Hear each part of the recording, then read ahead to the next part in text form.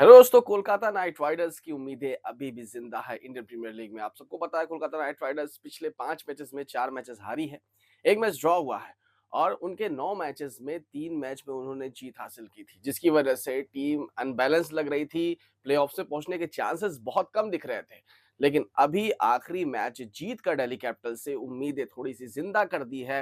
इससे पहले वाले मैच में बारिश हुआ, जिसकी वजह से पॉइंट्स में एक पॉइंट दोनों टीमें बटे और अब कोलकाता नाइट राइडर्स की उम्मीदें जिंदा है। मतलब कोलकाता ने 10 मैचेस खेल लिए हैं, 4 मैचेस में जीत हासिल की है। एक मैच बारिश की वजह से पॉइंट्स मिला एक, और 9 पॉइंट्स के साथ इस वक्त कोलकाता 7वें पायदान पर बरकरार है। लेकिन सवाल ये है कि क्या कोलकाता नाइट राइडर्स इस प्लेऑफ में क्वालीफाई कर सकता है? 4 मैचेस अभी भी बचे हुए हैं और 4 मैचेस में से अगर कोलकाता 3 मैचेस जीतता है तो इसका मतलब उसके पॉइंट्स हो जाएंगे 15। और क्या 15 क्वालिफिकेशन के लिए वैलिड है? इसमें भी बहुत बड़े सवाल है दोस्तों, क्योंकि कुछ टीमें 16 पॉइंट्स पा सकती हैं। पॉइंट्स टेबल में बहुत सारी टीमें 14 अंक पे है, कोई 12 अंक पे है और बहुत सारी टीम्स के पास 2-2 3-3 मैचेस बचे हुए हैं।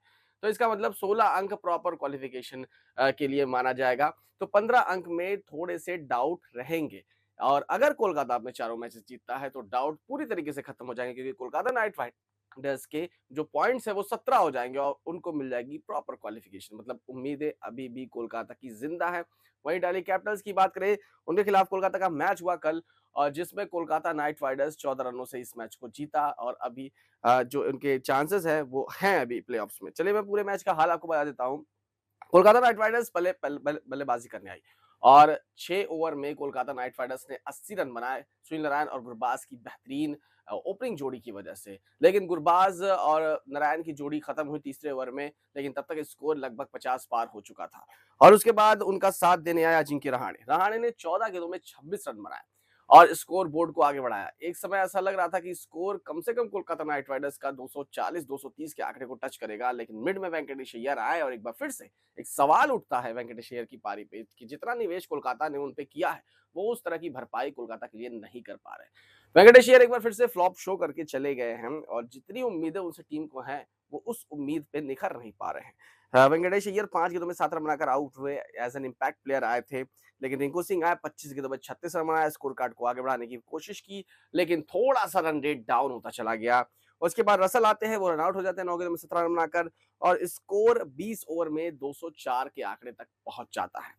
लेकिन ये स्कोर और भी ज्यादा हो सकता था। फिर बल्लेबाजी करने आते हैं दिल्ली कैपिटल्स। दिल्ली कैपिटल्स शुरुआत बहुत अच्छी करते हैं, लेकिन उनका पहले ही ओवर में विकेट गिर जाता है अभिषेक पोरेल के रूप में।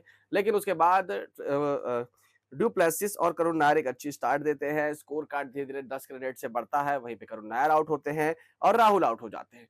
लेकिन टीम अनबैलेंस होने लगती है मिड में। फिर आते हैं अक्षर पटेल, डुप्लेसिस के साथ एक अच्छी पार्टनरशिप करते हैं, स्कोर कार्ड को आगे बढ़ाते हैं और फिर आसानी से टीम मैच की ओर जीतने की एक राह पे बढ़ जाती है। और ऐसा लगता है कि दिल्ली कैपिटल्स इस मैच को लगभग आसानी से जीत जाएगी, क्योंकि 6 ओवर में लगभग 60 से 62 रन की आवश्यकता उन्हें पड़ती है। लेकिन फिर आते हैं नारायण। नारायण 1 ओवर में 3 विकेट लेते हैं और पूरे गेम को पलट देते हैं। टेस्ट सब्स आउट होते हैं, डुप्लेसिस आउट होते हैं, अक्षर पटेल आउट होते हैं, गेम पूरा बदल जाता है।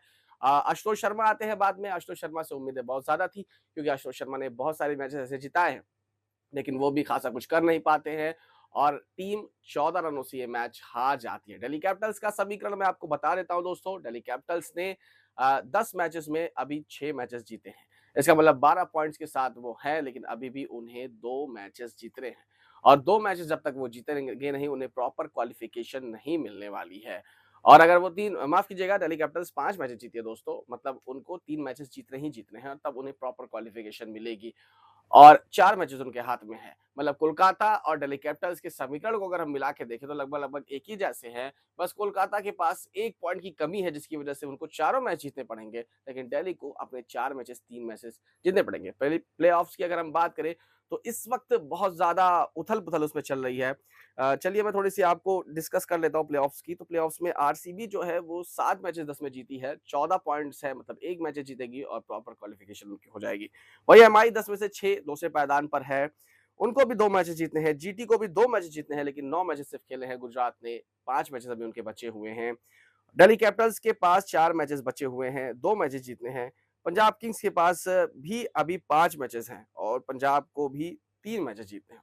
मतलब सारी टीम्स एकदम इक्वल पायदान पे चल रही है, कुछ को 2 जीतने हैं, कुछ को 3 जीतने हैं। मतलब अब प्लेऑफ्स की जो रेस है उसमें भारी टक्कर होने वाली है।